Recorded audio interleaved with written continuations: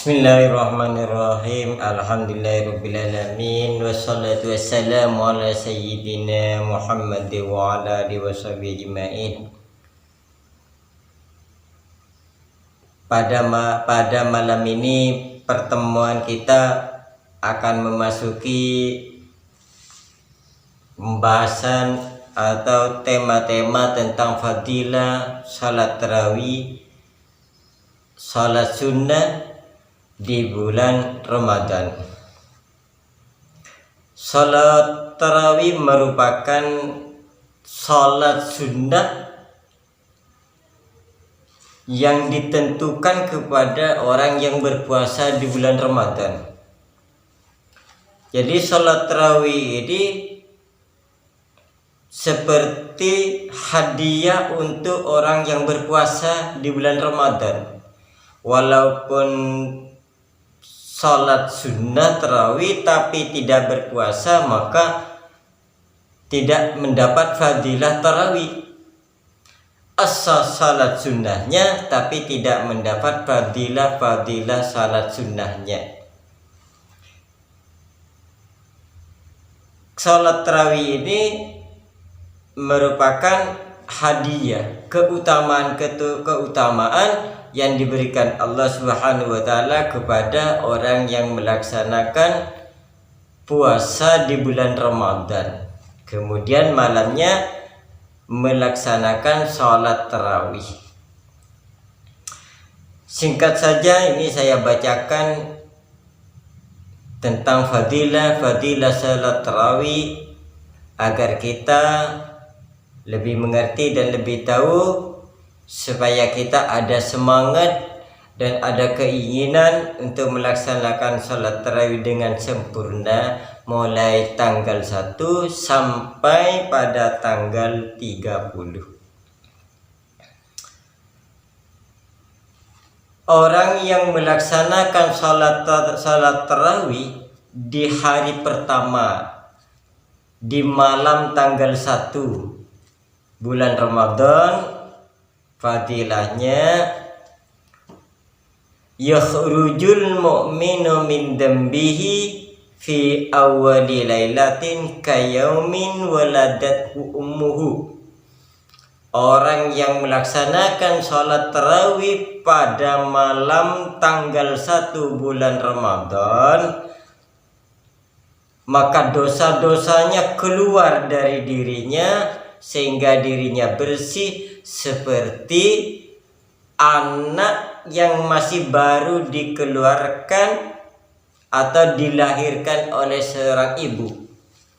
Jadi dosa-dosanya keluar sehingga bersih seperti seorang anak yang baru dilahirkan oleh seorang ibu, bersih, tidak ada dosanya. Ini fadilahnya sholat tarawih tanggal 1. Sangat beruntung, siangnya berpuasa, malamnya masih tarawih. Ini fadilahnya dibersihkan oleh Allah dari dosa-dosa. Sedangkan puasanya juga sudah. Siapa yang melaksanakan puasa di bulan Ramadan dengan hati yang iman dan ikhlas, maka Allah akan mengampuni dosa-dosanya. Man shoma yauma Ramadan imanan wa ihtisaban ghufira lahu ma taqaddama min dambi wa ma ta'akhkhar. Siapa orang yang berpuasa di bulan Ramadan, maka dosa-dosanya dengan Allah Subhanahu wa taala diampuni, dosa-dosanya yang telah dilakukan dan pada saat itu juga yang dikerjakan itu semua dengan Allah diampuni. Ditambah lagi fadilahnya salat tarawih tanggal 1-nya, maka dibersihin dosa-dosanya oleh Allah sehingga seperti anak yang baru dilahirkan oleh seorang ibu. Kemudian yang melaksanakan salat tarawih pada tanggal 2, malam tanggal kedua di bulan Ramadan, yaghfiru lahu wa li abawaihi in kana mu'minaini. diampuni dosanya oleh Allah Subhanahu wa taala, juga dosa-dosanya orang tuanya. Diampuni dosa-dosanya yang melaksanakan tarawih pada malam tanggal 2, dan juga dosa-dosanya orang kedua orang tuanya. Dengan catatan ingkana mukmina ini apabila orang tuanya itu memang orang yang beriman, bapak dan ibu orang yang beriman, maka dosa-dosanya juga diampuni oleh Allah Subhanahu wa taala pada malam yang kedua.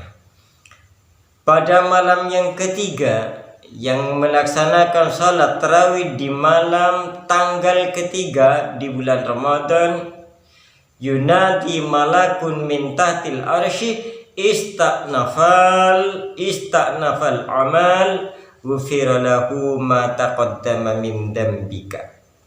Maka diberi kabar oleh para malaikat bahwa amalnya, kelakuan baiknya sudah diterima oleh Allah Subhanahu wa taala, sekaligus dosa-dosanya ma taqaddama wa ma ta'akhara, yang telah berlalu dan yang sedang dikerjakan, semua diampuni oleh Allah Subhanahu wa taala. Jadi kita sangat bahagia, perlu bahagia, kebahagiaan yang sungguh tidak ada bandingannya. Berpuasa di bulan Ramadan dan juga diampuni segala dosa-dosanya oleh Allah Subhanahu wa taala, dan juga dosa-dosa orang tua apabila kedua orang tuanya memang orang yang iman kepada Allah Subhanahu wa taala. Yang melaksanakan tarawih pada malam keempat tanggal 4 di bulan Ramadan, lahu minal ajri mithlu qira'ati Taurat wal Injil waz Zabur wal Furqan, mendapat banyak pahala seperti orang membaca Taurat, seperti orang membaca Injil, seperti orang membaca Zabur, seperti orang membaca Al-Qur'anul Karim. Jadi orang yang melaksanakan tarawih pada malam keempat mendapatkan pahala seperti membaca kitab-kitab Allah yang 4: Taurat, Injil, Zabur, dan Al-Qur'anul Karim. Melaksanakan tarawih 2 rakaat mendapat pahala seperti membaca kitab Allah yang 4 pahalanya. Kemudian yang melaksanakan salat tarawih pada malam yang kelima, a'tahullahu ta'ala mithlu man shalla fil masjidil haram wa masjidil Madinah wal masjidil Aqsa. Orang yang melaksanakan sholat tarawih pada malam yang kelima, yakni tanggal 5 di bulan Ramadan,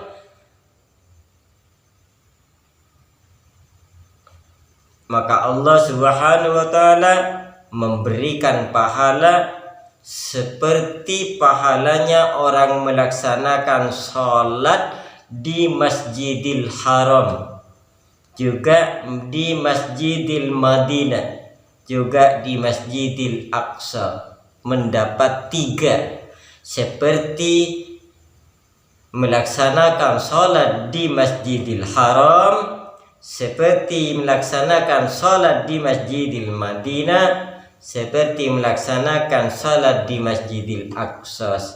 Seperti apa keutamanya? Yang pernah saya tahu, satu kali sholat di Masjidil Haram seperti melaksanakan sholat di rumah 1000 kali.